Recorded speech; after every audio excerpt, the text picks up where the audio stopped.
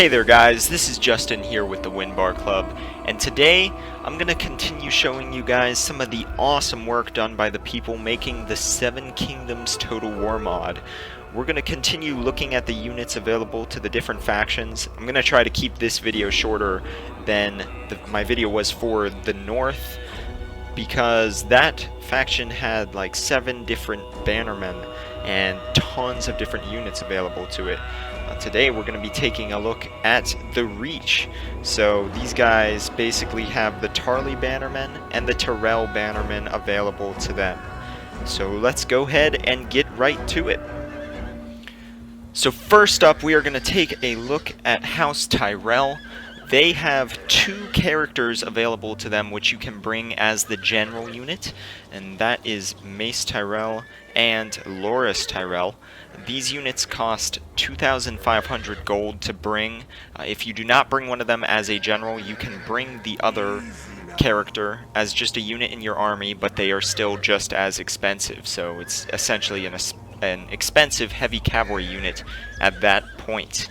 Anyways, let's take a look at Mace Tyrell here, and you can see him there, the amazing modeling they have done on his face. He's got this magnificent helmet with this giant plume of feathers on top of it, and he just looks awesome. His guard looks awesome too. If you guys saw the video showing the North units, all the coloring on them was rather bland in, compliance with the style of the North from the TV show. But here we are in the Southern Kingdom, so they like color. You can see on the back here we've got the green shields with the house sigil, I guess it's called, on it. The flower of House Tyrell. Next up, the other character available is Loras Tyrell. And there he is. Once again, you can see they've done awesome work on his character model. He's wearing armor similar to that of Mace Tyrell, just without the helmet. His guard actually looks different though. You guys can see these guys are still armored. They have a much darker tone for their armor though. Not quite as silver or chrome looking. And again, they've got the shields on the backs here with the flower of House Tyrell upon it. So this is Loras Tyrell's unit. Again, a decent heavy cavalry unit that can be brought as a general or just a unit in your army. Next up, we are going to take a look at the low-tier Levy units available to House Tyrell. And we're going to look at them in increasing order of cost. So first up is the bow levies. These guys are your cheap ranged infantry bow units. These guys are not as long ranged as the longbows, and you can see they're not heavily armored here. These are just a levy unit, but that is the model for them. Next up, we have the spear variant of the levies. These guys cost 300, and again, you can see they're not super heavily armored. These guys are fairly cheap to bring. They're good versus cavalry.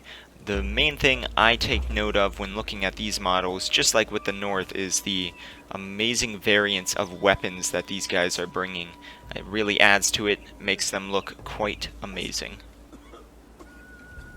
Also priced at 300 gold is the melee variant of the levies. These guys are your swordsmen. You can see, just like all levies, they're not going to have much armor. The style of the character models is going to be the same across all the levy units.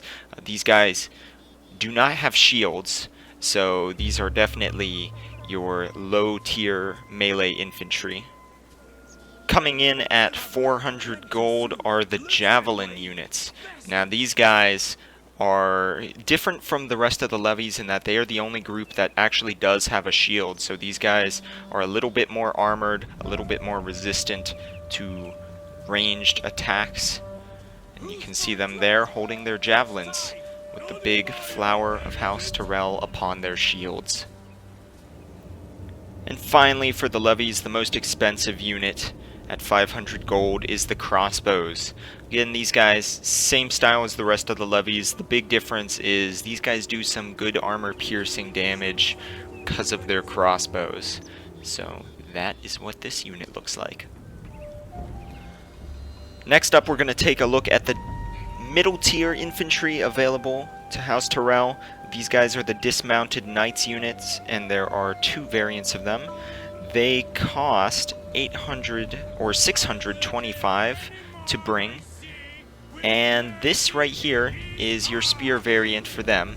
You can already see they're a little bit heavier armor. These guys have got the shoulder plates on a lot of the models, just showing that. And they do have shields, which is the big difference between them and the Levies. So this is your middle tier spear infantry. Of course, there's also a melee variant for the Dismounted Knights. These guys, same character model style, they just have swords instead of shields. You can see them there looking great in their ranks with those helmets that they are wearing and all of these nice shields.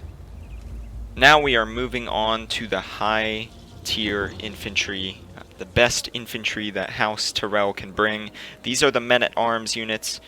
These right here, or these right here, are the spears, the spear variant. You guys can already see these guys are much more heavily armored than any of the others.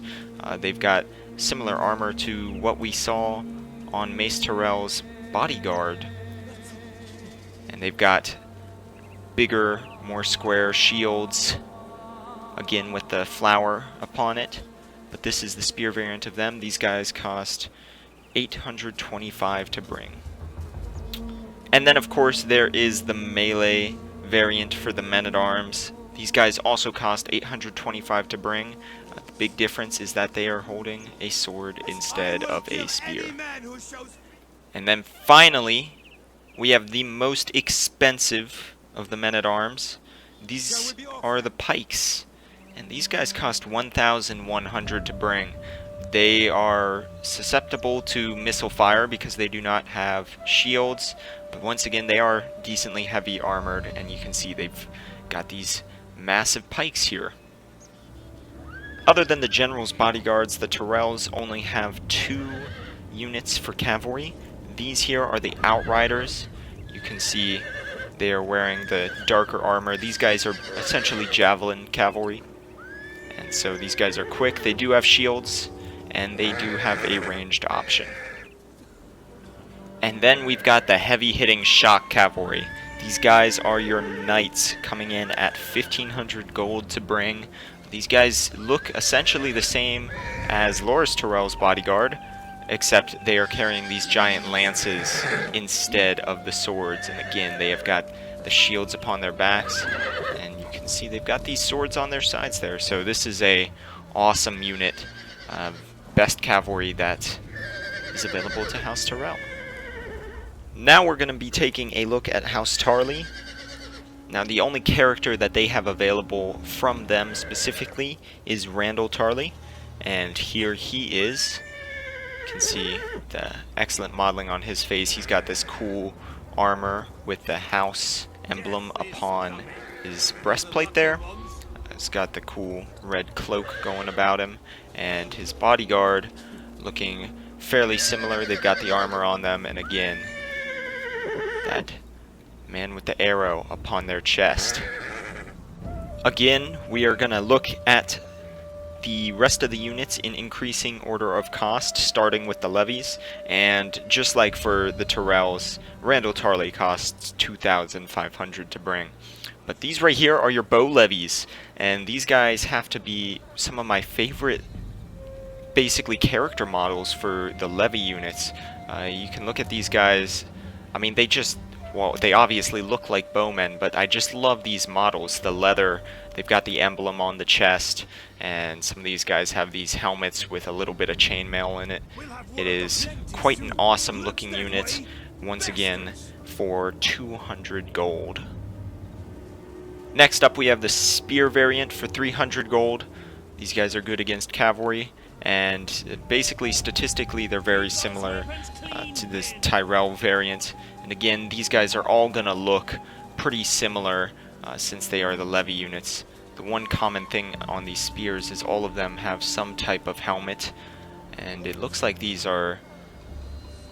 It looks almost like leather helmets here. Some of these guys have got chainmail heads, but excellent modeling on them again. You've even got the variation in the shoulder The sleeves here, we've got some green, some blue, red on some of the pants. It just looks awesome.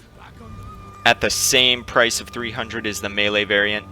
Same deal as the spears here. These guys just have swords.